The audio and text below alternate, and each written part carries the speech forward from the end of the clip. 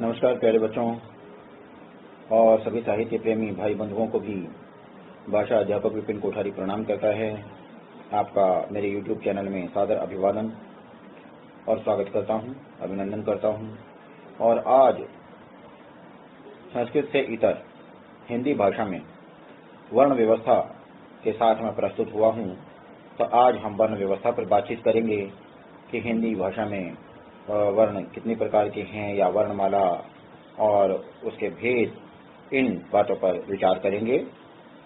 आशा है आपको वीडियो पसंद आएगा। यदि पसंद आएगा तो मेरे YouTube चैनल को सब्सक्राइब करना न भूलिएगा। धन्यवाद।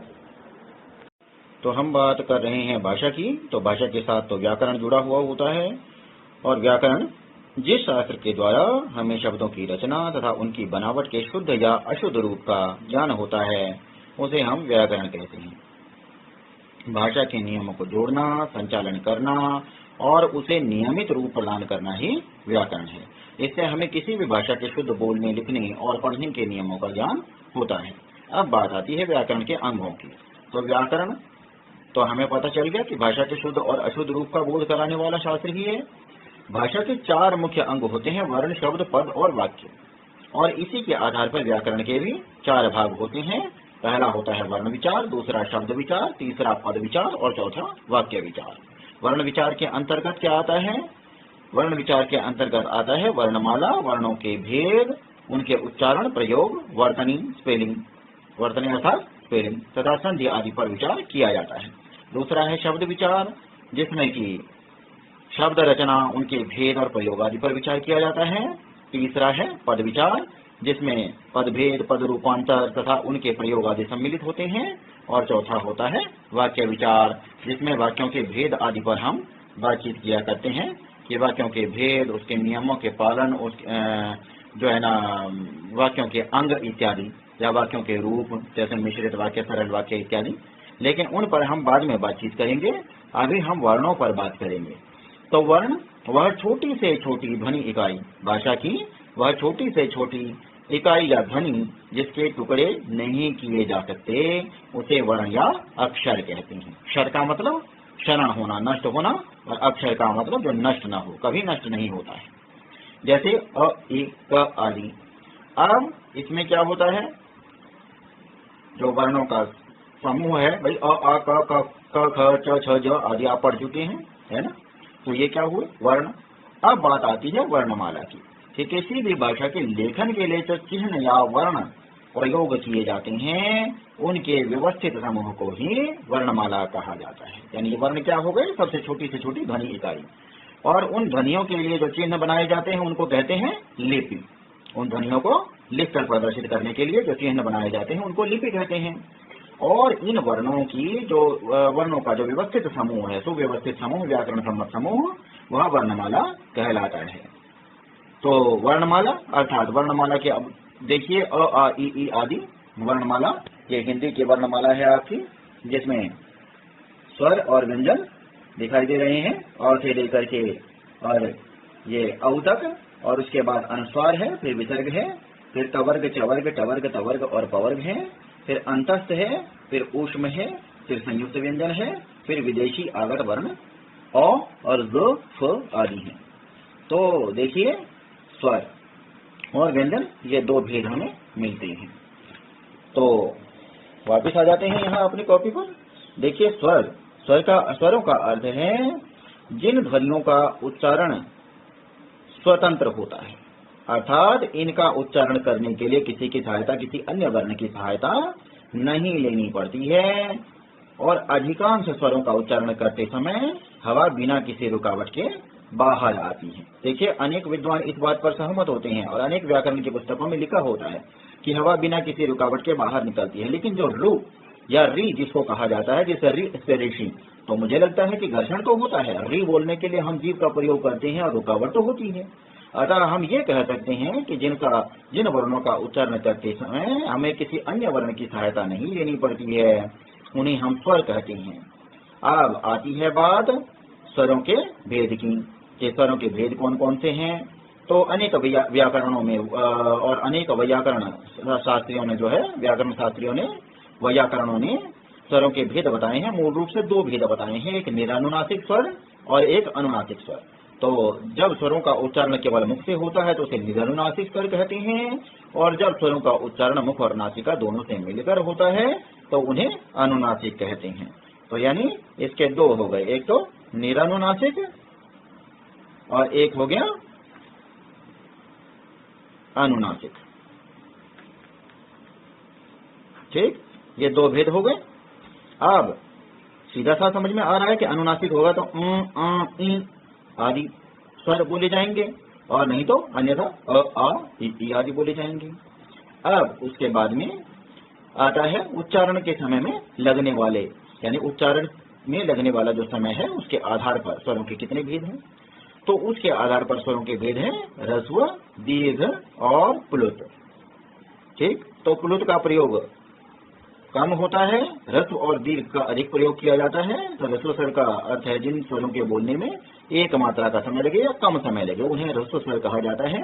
उनकी संख्या 4 है, जैसे अ, ई, उ, ऋ। अब दीर्घ स्वरों की बात आती है, जिन स्वरों के बोलने में ह्रस्व स्वरों से 2 गुना समय लगता है, उन्हें दीर्घ स्वर कहा जाता है। ठीक, जैसे आ, ई, उ, ए, ऐ, ओ, औ आदि, अर्थात 7 हो गए। और प्लुत स्वर जो होता है वो प्लुत स्वर इन्हीं का, जैसे अब ओम बोलते हैं हम, तो ओ के आगे जो 3 लिखा हुआ होता है, देवनागरी का अंक 3 लिखा होता है, इस तरीके से 3 लिखा हुआ होता है। तो कई बच्चे उसको उ समझ जाते हैं, लेकिन वो उ नहीं होता है, वो इस तरीके से होता है। देखिए ओ और उसके बाद 3 और फिर म, तो ओम, अर्थात ओ को 3 मात्रा का समय हमने देना है और उसके बाद में म बोलना है। ठीक, तो ये इस ओ को, तब ये ओ के आगे 3 लग गया तो 3 मात्रा का समय, तो इस ओ को हम प्लुत स्वर उस समय मानेंगे। और या फिर आवाज लगाते समय, संबोधन के समय दूर से किसी को पुकारना है, किसी को बुलावा देना है, आवाज देकर के बुलाना है, तो उसमें भी इसका प्रयोग होता है। अब आ जाते हैं व्यंजन पर। तो जिन ध्वनियों का उच्चारण करते समय हवा रुकावट या घर्षण के साथ मुख से बाहर आती है उन्हें व्यंजन कहते हैं, जैसे क, ख, ग, घ आदि। और व्यंजनों के भेद हैं, देखिए प्रयत्न और स्थान के आधार पर बोला जाता है। अब उच्चारण के स्थान पर व्यंजनों का उच्चारण करते समय हमारी जीभ मुख के कंठ, तालु, मूर्धा, दांत इत्यादि होंठ आदि स्थानों को छूती है, जिसके कारण अनेक प्रकार की व्यंजन ध्वनियां उत्पन्न होती हैं। तो उच्चारण के आधार पर व्यंजनों का वर्गीकरण इस प्रकार से है। तो इसमें देखिए कहते हैं कंठ, क, ख, ग, घ, ङ, ह, ये वर्ण कंठ से बोले जाते हैं, इसलिए कंठे कहलाते हैं। उसके बाद तालु, च, थ, ज, झ, ञ, य तथा श, इन वर्णों का उच्चारण तालु से होता है, अतः ये तालव्य कहलाते हैं। उसके बाद मूर्धा की बात आती है, तो मूर्धा जो मूर्धन्य श है, ट, ठ, ड, ढ, ण तथा श, ये वर्ण मूर्धा से बोले जाते हैं। अब मूर्धा कहाँ है?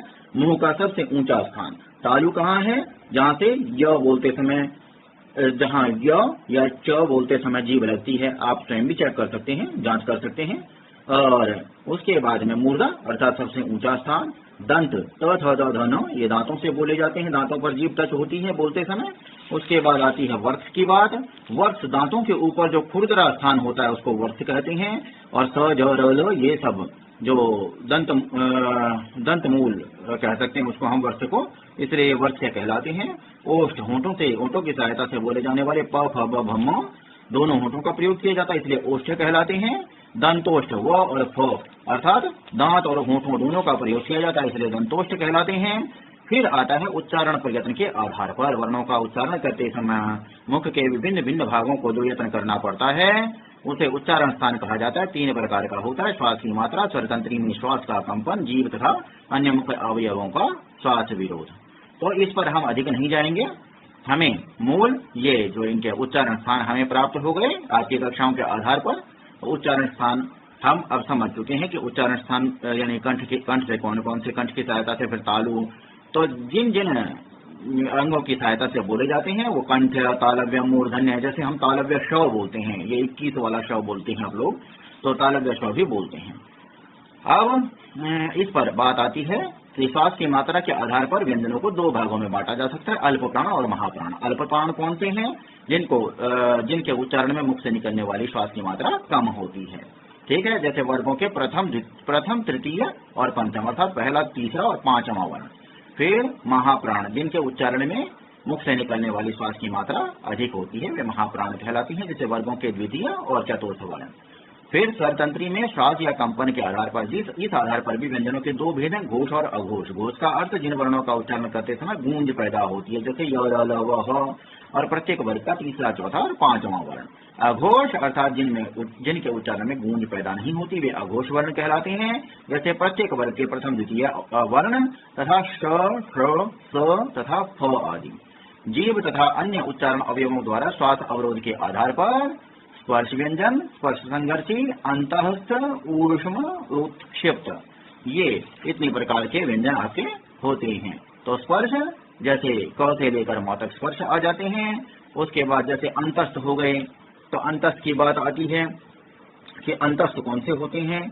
तो अंतस्थ भी हमने आपको इसमें आपके वर्णमाला में अभी दिखाया कि अंतस्थ ये है य, र, ल, व, अर्थात न स्वरों में शामिल है न व्यंजनों में, यानी स्वर और व्यंजन के बीच की स्थिति है इनका उच्चारण करते समय। ऊष्म जिनका उच्चारण करते समय गर्म हवा मुख से बाहर निकलती है। फिर ये संयुक्त व्यंजन अर्थात दो को मिला करके, अर्थात क और श दोनों को मिला करके क्ष बनता है। त और र से त्र, ज और ञ से ञ।